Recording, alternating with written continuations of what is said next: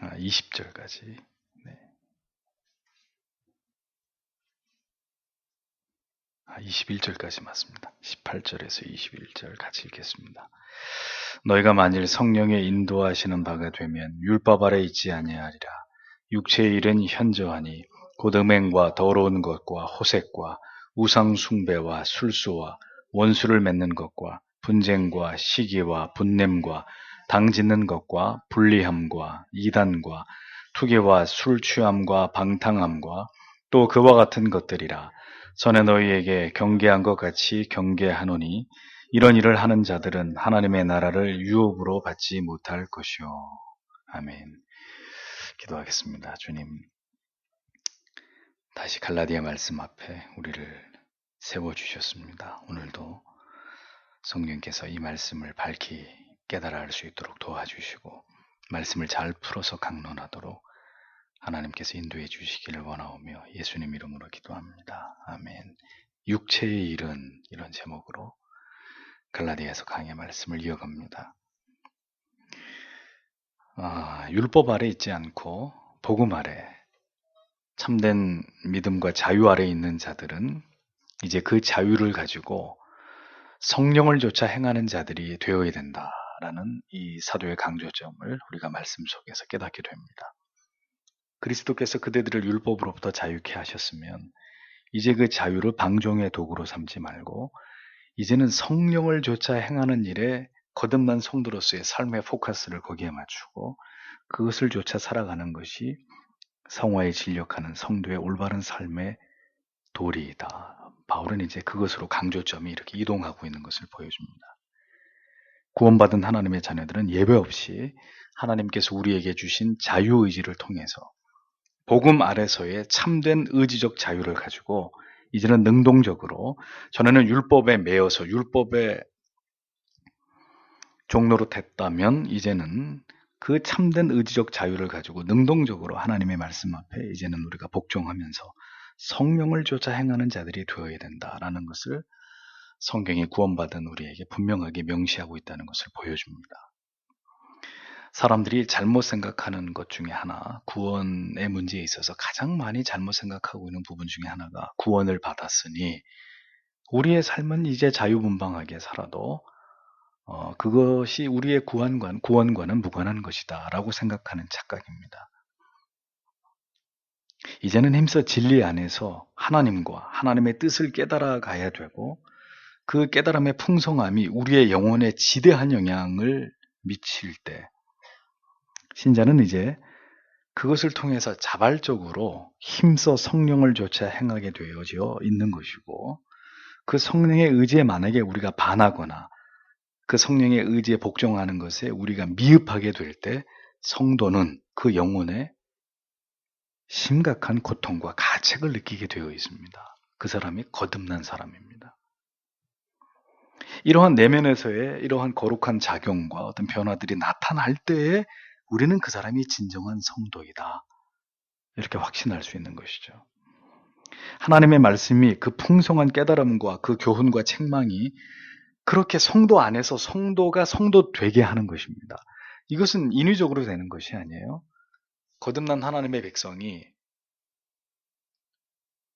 목자의 말귀를 알아들을 수 있는 양이 되어서 그 하나님의 말씀을 그 영의 양식을 계속 공급받으면 그 말씀이 우리의 영혼 가운데 스며들어서 그렇게 자연스럽게 우리의 삶에 이렇게 나타나게 되는 양식들이 바로 이런 것들이라는 거예요. 그러니까 근본적으로 하나님의 사람이 그리스도의 양이 아닌 사람에게는 그의 내면과 영혼 속에는 이러한 작용이 일어날 리가 만무하겠죠. 그러니까 그런 작용이 일어나지 않는 사람들에게 율법을 가지고 어떤 행위의 당위의 문제를 가지고 이렇게 사십시오. 그리스도인은 이렇게 살아야 됩니다. 이렇게 얘기하는 것은 도덕적인 훈화밖에 안 되는 것입니다. 아무리 그렇게 얘기해 보세요. 하나님의 말씀이 들어가서 근본을 변화시킨 자의 영혼 가운데 삶 가운데만 나타나는 변화들이 그 뚜렷한 증거들이 그 자연인에게 나타날 수 있는가? 불가능한 이야기입니다. 하나님의 말씀이 그 진리가 성도를 성도되게 할 때 말씀에 대해서 반응하게 되고 성령의 의지와 뜻에 대해서 우리의 삶의 방향을 이렇게 맞추어가는 그런 근본적인 변화가 일어나게 되는 것이라는 거죠. 그러하기에 사도는 이제 구원받은 율법의 묶임으로부터 자유하게 된 갈라디아 교인들에게 이제 자유하게 됐느냐? 그럼 그걸로 끝이 아니라 성령의 인도하심을 쫓아라. 성령의 인도하심에 순복하고 순종하는 성도의 삶을 이어가야 된다. 그것을 지금 강조하고 있었던 것입니다. 그래서 오늘 본문에도 18절을 보면 그러나 너희가 성령의 인도를 받으면 율법 아래 있지 아니하니라 이렇게 말씀합니다. 사도는 앞에서 성령을 쫓아 행해야 될 이유를 설명했고 성령의 인도하심을 받을 때 어떤 결과를 이룰 수 있는지를 설명했습니다. 그러나 성령은 지난주에 말씀드린 대로 강제로 우리를 인도해 가시지 않고 언제나 우리 안에서 자발적 복종을 원하신다라고 말씀을 드렸습니다. 그래서 사도는 성령의 인도하심을 받게 된다면 이라는 이 과정을 통해서 그 성령의 인도하심에는 우리의 의지적 순종이 반드시 요구된다는 점을 분명하게 염두하면서 이 진리를 전하고 있는 것을 우리에게 보여주는 거죠. 성령의 강력한 인도하심, 분명한 진리를 통해서 우리로 하여금 어떤 것을 선택해야 하는지를 선명하게 나타내시는 이러한 은혜를 통해서 우리는 육체적인 탐욕이나 유혹을 뿌리치고 올바른 신앙의 길을 지향할 수 있는 것이다. 이것을 설명하고 있었던 것입니다. 성령의 인도하심을 받을 때 우리는 또다시 율법 아래 묶이는 자유를 잃어버리는 구태의연함으로 돌아가지 않을 수 있는 것이고 성령의 인도하심을 받을 때 우리는 육체 가운데 일어나는 이 잔존하는 죄성의 영향으로 인해서 육체의 욕망에 굴복하게 되는 일들을 현저히 줄여갈 수 있다. 성경은 그것을 분명하게 우리에게 교훈하고 있는 것입니다. 결국은 항상 말씀드리는 바대로 우리의 삶에서 우리가 무엇에 지대한 영향을 받는가 하는 문제가 결국은 우리의 영혼에 어떤 영향을 미치는가와 이것은 아주 직결되어 있는 문제다. 직관되어 있는 것이다. 라는 것을 우리가 기억할 필요가 있다는 것입니다. 언제나 하나님의 말씀과 신령한 은혜와 진리의 깨달음을 사모하고 이것을 묵상하는 자에게 성령의 인도하심은 더 강력하게 그의 영혼 속에서 그의 삶 속에서 나타나고 그를 지배할 수밖에 없는 것입니다. 진리의 도를 알아도 언제나 세속의 정서에 자신을 내어주고 세상에서 늘상 즐거움을 찾는 자들의 영혼 속에서는 성령의 소욕보다 육체의 소욕이 늘 우세한 이런 어떤 성향을 나타내게 되어 있겠죠. 늘 그래서 육체의 소욕에 굴복당하는 일들이 비일비재하게 신자의 삶이랄지라도 나타날 수밖에 없는 것이다 라는 것입니다. 음란의 죄를 멀리하려면 음란을 생각하는 모든 것에서부터 나를 지켜야 합니다. 즉 보는 것을 특히 조심해야 되고 음란한 생각이 틈을 타지 않도록 언제나 거룩하고 신령한 저지를 사모해야 되는 것이죠. 성령의 인도하심과 보호하심과 유혹을 이기게 하시는 그 은총을 그렇게 간절하게 매 순간 하나님의 도우심을 구하는 깨어있는 자에게 하나님이 그것을 주신다. 그런 자에게 임하시는 은혜다. 이걸 잊어버리면 안 됩니다. 그러나 그렇게 성령과 동행하고 끊임없이 죄의 유혹을 멀리하고 육체의 죄성을 다스리기 위해 노력은 하지 않으면서 우리가 어떻게 성화되어 가고 성령의 소욕에 굴복되기를 원하는 그것은 일어날 수 없는 일이에요. 그렇게 되니까 우리 안에 있는 죄악의 성품들이 자꾸 고개를 쳐들게 되는 것이고 이제 그런 일들을 자꾸 우리가 겪게 되면서 때로는 좌절하고 넘어지게 되지만 그 성령의 소욕에 굴복시키려고 하는 이런 우리의 의지적인 노력이 분명하게 일어나지 않고 지속되지 않을 때는 그럼 악이 어떻게 이제 한 영혼 가운데 어떤 양상으로 마치 장마철에 피어나는 곰팡이처럼 그렇게 우리 영혼 가운데 순식간에 일어나게 되느냐 그걸 이제 19절 이하에서부터 설명하는 것입니다. 그래서 이제 육신의 행위들은 명백하니 이것들이라 곧 간음과 음행과 부정함과 세욕과 이렇게 19절에 기록을 합니다. 여기서 이제 육체의 일이라는 것이 뭡니까? 성령이 거의 우리 안에서 제어할 수 있는 그런 영혼이 아닌 자연인의 상태 속에 있는 아직도 육체의 죄의 본성이 그를 컨트롤하고 있는 그런 인간을 의미하죠. 타락한 인간이 가지고 있는 본질적인 본성과 속성들을 그대로 가지고 있는 그런 상태를 의미하죠. 자, 이러한 인간의 내면에는 이렇게 더럽고 사악한 것들이 가득 차 있다. 이렇게 사도는 고발하고 있는 것입니다. 그리고 그대들도 성령의 소욕을 쫓아 행하려고 하지 않는 한 결국 이 육체의 소욕에 다시 그대들을 장악하게 되는 일이 일어나게 되고, 그렇게 되면 하나님의 회에서 영원히 아웃되는 일이 일어날 수 있다. 지금 그 얘기를 하려고 하는 것입니다. 그래서 육체의 일이란 이렇게 이야기하면서 가장 먼저 이야기하고 있는 게 뭐냐? 음행입니다.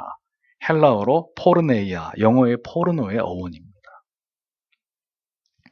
사도는 죄 아래 인성의 타락함을 이야기할 때 가장 먼저 뭘 꼽았습니까? 육체의 일이라고 얘기하면서 하나님과 등지고 있는 죄인들에게서 나타나는 그 어떤 사악한 죄의 첫 번째를 꼽을 때 음행을 제일 먼저 얘기했습니다. 지난주에도 설명드린 바대로 모든 하나님을 멸시하고 부정하는 자들에게 가장 큰 우상적 쾌락으로 그들의 영혼과 육체를 지배하고 있는 것이 무엇이냐? 첫 번째로 음행이란 말이죠. 자, 하나님의 신실한 참된 종이 아닌 첫 번째 증거도 음행.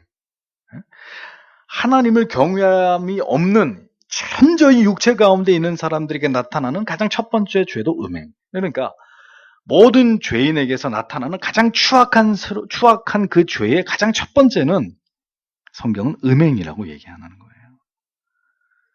모든 하나님을 부정하던 시대 속에 자연인들은 한결같이 음란했고 성적인 타락으로 몰락의 길을 걸어갔음을 교회사와 성경은 우리에게 그대로 보여줍니다. 그것이 감출 수 없는 죄인들의 악의 본성이다라는 거죠. 그러면 그 성적인 음행의 끝은 무엇일까요? 로마서 1장 26절, 27절의 말씀에 의하면 이런 까닭에 하나님께서 그들을 수치스러운 애정에 내주셨으니 이는 심지어 그들의 여자들도 본래대로 쓸 것을 본성에 어긋나는 것으로 바꾸었기 때문이라. 남자들도 이와 같이 본래대로 여자 쓰기를 버리고 서로를 향해 욕정이 부릴 듯하여 남자가 남자와 더불어 보기 흉한 짓을 행함으로 자기 잘못에 합당한 보응을 자기 속에 받았느니라 라고, 그 음행의 끝은 뭐라고 밝히는 거예요? 동성애. 동성애의 그 저주와 징벌에 대해서 성경은 분명하게 우리에게 말씀하고 있는 것을 보여줍니다. 동성애는 하나님의 질서를 허문 악에 대한 하나님의 심판입니다. 여러분들의 동성애의 정의를 이제 지금 이슈가 되고 있기 때문에 이 말씀을 통해서 자연스럽게 말씀드리는데, 분명히 기억하십시오. 동성애는 어떤 하나님의 관용도 허락되지 않는 죄입니다. 그 이유는 그것은 하나님의 심판의 결정사항이고 그 동성애 자체가 이미 하나님의 심판의 시행의 한 부분으로 보아야 하게 됩니다. 이해가 되십니까? 그러니까 어떤 사람이 죄에 이끌려서 동성애자가 된 게 아니고요. 하나님이 그 죄에 대해서 심판하신 결과로 나타나는 것이 동성애입니다. 예. 이것은 죄의 한 종류가 아닙니다. 인간의 죄에 대해서 하나님이 심판하신 그 심판이 동성애로 나타난 것입니다. 자기의 의지에 따라서 동성애자가 된 게, 게이나 레즈비언이 된 것이 아니라 죄에 대한 하나님의 보응과 심판으로서의 동성애자들이 나타나게 된 것이다. 그것이 성경의 가르침입니다. 문제는 말세가 되면 이러한 인간의 극악무도함이 다 양성화되어 버린다는 거예요. 하나님의 심판이 임박했을 때의 증거는 모든 추악한 죄들이 음성적으로 보이지 않는 곳에서 일어나던 그 죄들이 다 이렇게 표면화되고 양성화된다는 것. 그것이 하나님의 심판이 임박했다는 징조입니다. 그렇지 않은 시대는 그것이 음성적으로 이루어지고 하나님의 부분적인 심판이 이루어지지만, 때가 다 되고 하나님의 심판이 임박하게 되면, 그리스도의 재림이 임박한 때가 되면은 모든 감춰졌던 죄악들이 활개를 치면서 그것이 표면으로 다 드러나게 됩니다. 인간의 모든 추악스러움들이 모두 이렇게 공개돼 버리는 그런 시대로 진입하게 되는 거예요. 그러니까 부끄러움과 수치를 잃어버린 시대가 곧 주의 심판의 날이 다가오는, 주의 재림의 때가 임박했다는 징조가 된다. 그런 말입니다. 죄가 부분적으로 일어날 때는 수치스러워합니다. 그것이 감추어지고 드러나지 않으려고, 드러내지지 않기 위해서 엄폐가 이루어지는데, 마지막 때가 되면 죄인들이 부끄러운 걸 몰라요. 수치스러운 걸 몰라요. 다 드러나는 거예요. 그게 음행입니다. 자, 다음은 더러운 것이라고 했습니다. 아카다르시아라는 이 헬라 말인데 이것은 그냥 더러운 게 아니고요. 이 원문의 의미는 성적인 불결입니다. 성적인 불결. 네, 동성애와 관련되어 있는 부분이고. 이어서 호색, 아셀게이아라는 말은 자제력이 부족함을 뜻하는데 이것은 성적인 불결함을 자제하기 어려운 욕망을 이야기할 때 호색, 아셀게이아라는 단어를 씁니다. 그러니까 이 세 단어가 전부 다 뭐와 연결되어 있습니까? 음란과 음행과 연결되어 있어요. 다시 로마서 1장 27절로 가보면 남자들도 순리대로 여인 쓰기를 버리고 서로 향하여 음욕이 어떻게 하매 이렇게 되어 있죠? 불일 듯하매 이렇게 되어 있습니다. 불일 듯하다라는 말의 의미는 그 집착의 정도가 무엇으로도 말릴 수 없는, 억제할 수 없는 정도를 의미할 때 불일 듯 일어났다 이렇게 표현합니다. 즉 말릴 수 없다는 거야. 아무도 못 말린다는 거야. 뭘? 동성애를. 그러니까 결국 정부가 그것을 허락해주는 사태까지 갈 수밖에 없어요. 왜? 이 동성애에 빠진 사람은 절대로 거기서 안 벗어나니까. 그 집착이 불같이 절대 무엇으로도 끊을 수 없고 말릴 수 없는 그런 죄이기 때문이라는 거죠. 그래서 많은 사람들이 물어봅니다. 동성애도 치유될 수 있습니까?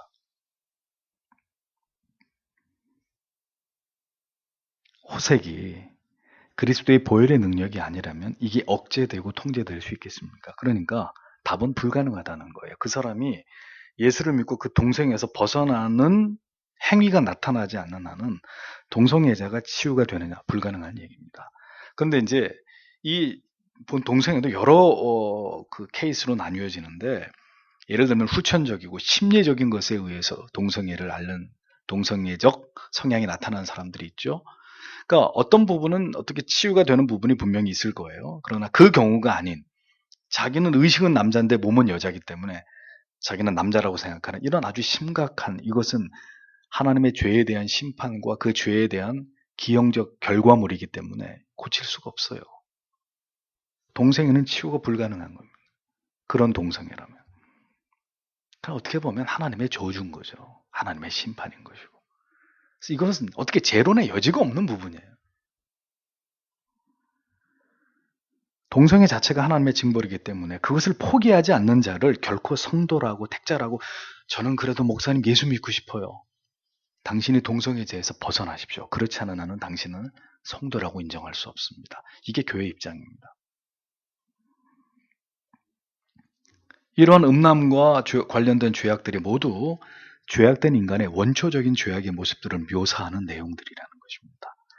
하나님을 버린 인간은 이렇게 성적으로 추악한 존재들일 수밖에 없다. 이것이 성경의 증언입니다. 인간의 죄 가운데, 육체의 일 가운데 가장 먼저 추악한 죄로 꼽은 것이 음행이었다. 잊어버리시면 안 됩니다. 인류를 멸망으로 이끌어가는 가장 큰 죄입니다. 다음은 20절, 21절을 보면 우상숭배와 마술과 증오와 불화와 경쟁과 진노와 다툼과 폭동과 이단 파당과 시기와 살인과 술취함과 흥청됨과 또 그와 같은 것들이라. 내가 또한 전에 너희에게 말한 것 같이 이것들에 대하여 미리 너희에게 말하노니 그런 것들을 행하는 자들은 결코 하나님의 왕국을 상속받지 못하리라. 이렇게 기록되어 있습니다. 자, 우상숭배라 그랬습니다. 자, 이런 자연인 상태, 육체 아래서 현저히 나타나는 죄, 성령의 소욕을 따르지 않을 때, 성령의 소욕을 따르지 않는 자들의 삶에 나타나는 이 죄들을 열거하는데, 그 다음에 우상숭배, 에이돌 톨라트레이아, 어려워요, 헬라어가. 에이돌 톨라트레이아. 이 의미는 피조물의 절대적 가치를 두고 예배하는 것을 의미합니다. 하나님이 아닌 피조물 가운데 피조물인데도 하나님처럼 절대적 가치를 부여해가지고 그것을 예배하는 것을 우상숭배라고 정의합니다. 성경에. 하나님 외에 다른 피조물을 하나님처럼 여기는, 그렇게 하나님처럼 사랑하고 하나님처럼 집착하고 하나님처럼 소유하려고 하는 모든 행위가 무엇이다? 우상숭배이다. 사람들은 점점 그렇게 하나님을 버린 대신 이 세상의 화려하고 아름답고 정둘 것에 대해서 집착을 보입니다. 무서운 집착을 보입니다. 어떤 사람에겐 자동차, 어떤 사람에게는 멋있는 집, 어떤 사람은 온갖 화려한 보석, 액세서리, 명품. 사람들은 이런 것에 집착하고 소유하고 싶어하는 욕구를 제어하지 못합니다. 그러니까 사람이 어느 정도 이렇게 가지면 나는 이제 이것으로 만족해 이래야 되는데 끝이 없는 거예요. 끝이. 기어이 손에 넣어야 되는 욕망 때문에 사람들은 모두 분수에 넘치는 소비를 하게 되고 그 결과 빚더미 아래서 언제 망할지 모르는 위험한 하루살이들을 하고 있는 거죠. 그 다음은 술수입니다. 술수. 파르마케야. 이게 마술 행위를 의미하거든요. 마술사의 마술 행위를 뜻하는데, 자, 저나 여러분이나 집에서 편안하게 이렇게 마술쇼 같은 거 본 적 있어요. 그런데 그렇게 편안하게 볼 수 있는 마술이 사실은 아니에요. 성경의 해석을 따르면. 왜? 성경은 마술을 어떻게 해석하냐면은 이것을 악의 권능을 빌리거나 악의 세력과 결탁해서 행하는 기만과 속임수라고 마술을 성경은 그렇게 정의합니다. 이러한 마술은 당시 로마 제국과 소아시아 도시들 가운데 아주 보편화되어 있었던 그런 어떤 쇼의 행위였습니다. 이 시대에, 여러분, 이 시대에, 우리 어렸을 때 마술 쇼는 좀 유치하기 짝이 없었어요. 다 그 어떤 속임수가 빤하게 보이는 거였는데, 언젠가 TV에 한번 마술 쇼를 봤는데 섬찟하더라고요. 그런 거 못 느끼셨어요? 네, 지금 마술 쇼는 단순한 마술이라기보다는 어떤 사탄의 능력을 보여주는 것 같아요. 이런 그냥 종이에 햄버거가 이렇게 그려져 있었어요. 근데 손을 이렇게 쑥 집어넣어서 진짜 햄버거를 이렇게 끄집어내는 거죠. 이거는 어떻게 보면 창조의 행위잖아요. 이거는 하나님의 영역에 도전하는 사탄의 행위죠. 어? 그게 어떻게 가능해?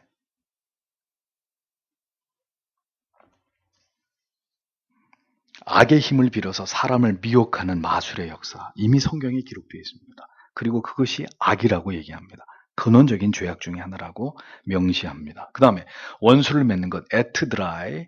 이것은 적개심이나 개인적인 증오심 등에 의해서 나타나는 외부적 갈등을 의미합니다. 예. 사람이 어떤 대상, 어떤 사람을 매우 미워해가지고 그 사람하고 증오심, 혐오심의 관계 속에 이렇게 얽혀버려 있는 이 상황을 원수 맺음, 에트드라 이렇게 얘기하는데 이런 부분이 있지요. 민족 간에, 그렇죠? 나라 간에. 우리가 일본에 대해서 갖는 감정, 북한에 대해서 갖는 감정, 어떤 이익 집단 간의 증오심, 이 정당과 정당 사이에 맨날 서로 물고뚝 싸우는 이런 증오심. 이러한 마음과 감정은 모두 하나님의 뜻에 반한 인간의 죄악된 감정과 행동들이다. 성경은 그렇게 보는 것입니다. 여러분, 한국은 동과 서가 극명하게 나누어져 있죠. 목사가 가장 마음 아프게 생각하는 것은 교회 안에서, 성도 안에서, 심지어 목회자들 사이에서조차도 지역색을 가지고 서로를 미워하고 혐오하고 증오하고 대립하는 그런 일들입니다. 그 같은 고향이면 무조건 두둔하고 편을 들고 그 죄악을 분별조차도 하지 못하는 이런 일들은 하나님이 보실 때 심히 죄악된 모습입니다. 어떻게 보면 신앙보다 더 이것이 더 우선이에요. 그런 것에 묶여있는 사람들은 절대로 천국에 들어갈 수 없습니다. 더 엄밀하게 말하면 신앙보다 그런 것을 더 절대화하는 사람들은 회심한 신자라고 보기 어렵습니다. 북한에 대한 혐오의 감정, 일본에 대한 반일 감정, 모두 우리 안에 있는 원수 맺음, 이 부분입니다. 원수 맺음. 깨트려 버려야 될, 소멸시켜야 될 죄라는 것을 기억해야 됩니다. 이것이 자연인들의 육에 속한 현저한 그 악의 한 부분이다라는 거죠. 그 다음은 분쟁입니다. 에리스라는 헬라 말인데 이런 언쟁이나 다투기를 좋아하는 기질입니다. 끝을 보자는 싸움이에요. 이러한 싸움은 당시 세상뿐 아니라 교회 안에까지도 존재했었습니다. 이러한 분쟁은 필연적으로 뭘 낳을까요? 당짓는 것과 분리되는 것으로 결국 귀결되게 되어 있습니다. 그래서 어떤 일이 있어도 성도는 그게 진리 문제 때문이 아니라면 분쟁해서는 안 돼요. 그것은 결국 악이고 마귀에게 속한 일이기 때문입니다. 그 다음에 시기라는 말, 젤레스라는 헬라 말인데 이 단어의 뜻은 의외로 열심이라는 뜻입니다. 시기라는 말에 왜 열심이라는 의미가 담겨져 있느냐? 자, 누군가가 어떤 일을 나보다 더 열심을 내서 해요? 그러면 참 나보다 더 열심히 해 이렇게 생각해야 되는데 우리는 그렇게 열심을 내는 사람을 어떻게 해요?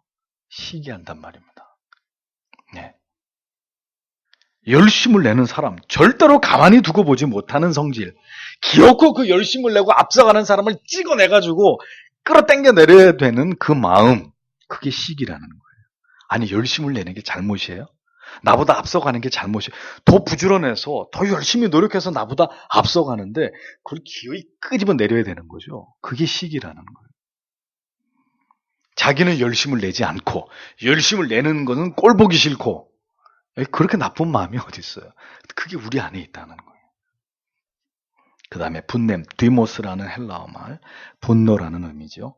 인간 마음속에 노여움을 밖으로 터트리려고 하는 행위. 이 노여움이 그냥 그 안에 가만히 머물고 삭히고 없어져야 되는데 기어이 그 노여움이 밖으로 이렇게 터져 나오는 행위를 분냄이라고 얘기합니다. 참고 삭히고 이것은 분노는 죄다 이렇게 생각하면서 그것을 다스리는 사람이 신자인데 불신자는 어떻게 한다고요? 노여움을 그대로 여구 없이 다 드러내요. 다 드러내는 거예요. 참을 줄을 몰라요. 참지를 않아요. 그게 불신자의 모습이에요. 그러면서 뭐라고 얘기하죠? 나는 뒤끝이 없는 사람이야 이렇게 얘기합니다. 자기는 뒤끝 없어서 좋지. 사람들은 묵사발이 돼가지고 막 마음에 피를 가슴에 상처를 받아가지고 피가 철철 나는데 자기는 뒤끝 없대. 그 자기 합리화에 지나요. 궁색한 자기 합리화 변명이 지나지 않아요. 의심 없이 죄악입니다. 여지없이. 그 다음에 당 짓는 것 에레듀오라는 말인데요. 일용 노동자들과 관련된 용어였습니다. 원래는. 그런데 이 용어가 어디에 자주 쓰였나 보니까 이기주의자들이나 매춘부들의 태도, 어떤 특정한 태도를 가리킬 때 에리듀어, 당 짓는다 이 말이 사용됐어요. 무슨 얘기냐면은 보통은 노동자들이 자기의 이익을 위해서 어떻게 이제 그 힘을 합쳐서 어떤 행동을 하는 그것이었는데 이제 그런 의미가 아니라 뭔가 부당한 이익을 이끌어내려고 모략이나 음모를 일삼으면서 어떤 그 스트라이크를 일으키는 거죠. 네.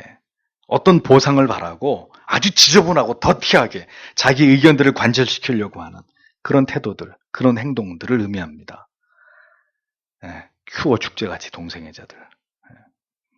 이익을 위해서 깡패들이 단합해가지고 뭔가 이렇게 그 자기들의 그 깡을 보여주면서 원하는 걸 얻어내려고 하는 이런 더티한 집단 행동 있죠.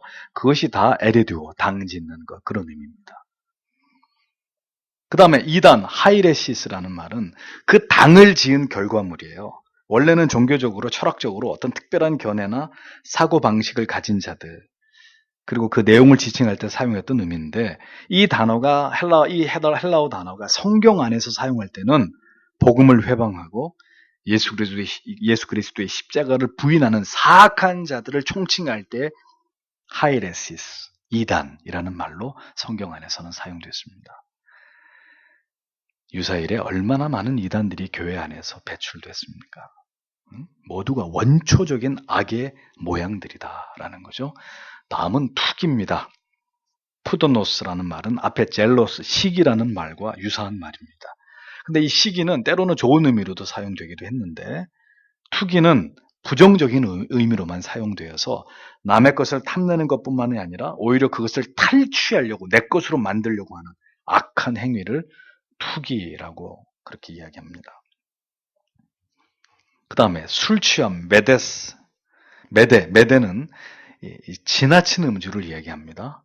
또 방탕함, 코모스는 이 술에 취해가지고 막 흥청거리면서 떠드는 막 시끄럽게 말도 그 뭐 대단한 얘기도 아닌데 막 술이 취해가지고 막 짓거려대는 이런 어떤 모양을 가리킵니다. 보세요. 하나님을 부정하고 육체의 쾌락을 따라서 흥청망청 술집에서 짓거려대는 사람들, 그 의미 없는 말들 좋아 보이나요? 그러니까 싸우죠 맨날. 시끄러워! 조용히 먹어! 그러면서 이제 서로 자기네끼리 술 먹다 시비가 붙어가지고 싸워서 죽기도 하고 뭐 그러잖아요. 너희 아버지 어떻게 돌아가셨냐?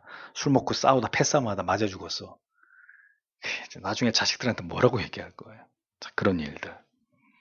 그 다음에 또 그와 같은 것들이라고 얘기하죠. 그러니까 열거된 것만 이 정도고 그 외에도 여러 가지 인간이 가지고 있는 죄성들을 모두 망라하고 있는 것입니다. 인간의 죄는 이 외에도 헤아릴 수 없을 만큼 많다는 이야기죠.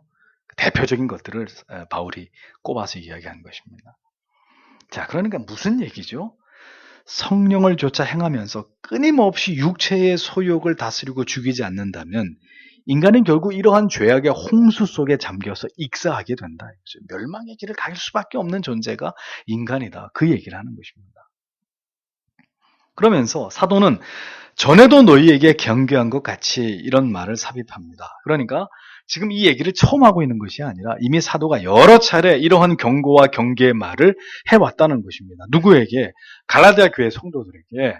그런데 이미 구원받은 갈라디아 교회 성도들에게 이런 얘기를 왜 했을까요?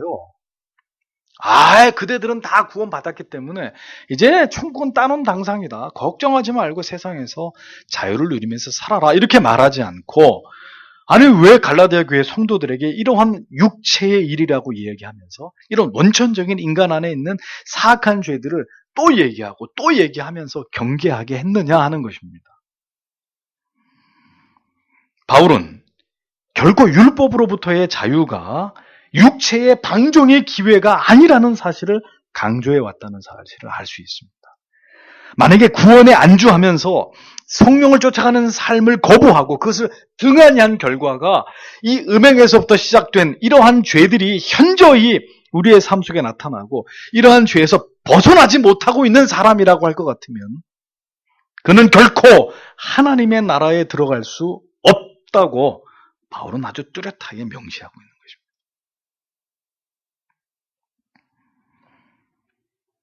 저는 제 목사의 양심을 걸고 말씀드리건데 교회 안에 있는 성도, 교인이라고 하면서 지금 열거한 이 죄에 아주 심각하게 발목 잡혀 있는 여러분들을 보아왔습니다. 네.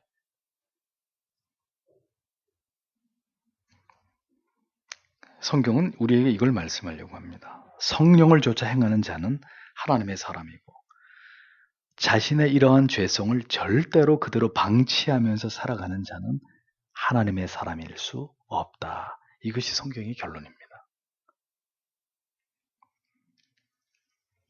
그러면서 사도는 이제 그러면 성도로서 어떻게 살 것이냐 이 문제에 대해서 치중하라는 것입니다. 그것이 복음 안에서 참된 성도들에게 매우 중요한 주제이기 때문에 바울은 계속해서 육체의 일들은 이러한 것이다. 그대가 지금 성령을 쫓아 행하고 있느냐? 아니면 아직 현저히 육체 가운데 일어나는 이런 것들에 묶여 있느냐? 이것을 통해서 그대가 누구인지, 당신들이 어떤 존재인지를 확인하라고 촉구하고 있었던 것입니다. 신앙은 무엇과 무엇으로 이루어져 있죠? 예? 신앙은 회심과 성화. 그렇죠? 그리고 그리스도의 믿음의 장성한 분량에 이르기까지 중단 없는 성숙, 성장. 이것이 우리가 참된 구원 안에 있다고 하는 뚜렷한 증거들입니다. 우리는 이 갈라디아서의 이 바울의 오늘의 이 말씀을 통해서 다시 한번 이 교리에 대한 절대적 지지가 드러나는 구절들을 발견하게 됩니다. 성령의 인도하심으로 날마다 이런 육에 속한 일들, 우리 안에 죄를 죽이는 일에 더욱 진보를 나타내는 성숙한 그리스도인들이 되는 것이 율법의 억압 속에서 복음을 통해 그리스도의 자유 안으로 우리를 건져내신 하나님의 뜻이다. 주님의 우리를 향하신 그 주님의 소원이다. 갈라디아 교회 성도들에게 바울은 여기까지를 물고 들어가면서 그들에게 강조하고 있었던 것을 성경은 보여주는 것입니다. 오늘날 이율배반적인 교인들이 하나님의 영광을 가리고 교회의 몰락을 부채질하고 있습니다. 이율배반적인 교회에서는 신자 같으나 세상에서는 이 육체에 속한 현저한 죄악들을 그대로 세상 가운데 행하면서 카멜레온처럼 색깔을 그때그때 바꾸어가면서 자, 성경은 그때도 지금도 그러한 사람들에게 직격탄을 날리는 거예요. 이런 일을 하는 자들은 하나님의 나라를 유업으로 받지 못할 것이요. 그가 교회에 등록을 한 등록교인이라 할지라도. 사랑하는 성도 여러분, 바울이 어디까지를 지금 구원을 얘기하면서 복음 안에서의 참된 자유를 얘기하면서 갈라디아 교회 성도들에게 어디까지를 지금 이야기하고 강조하고 있는지를 잘 따라가야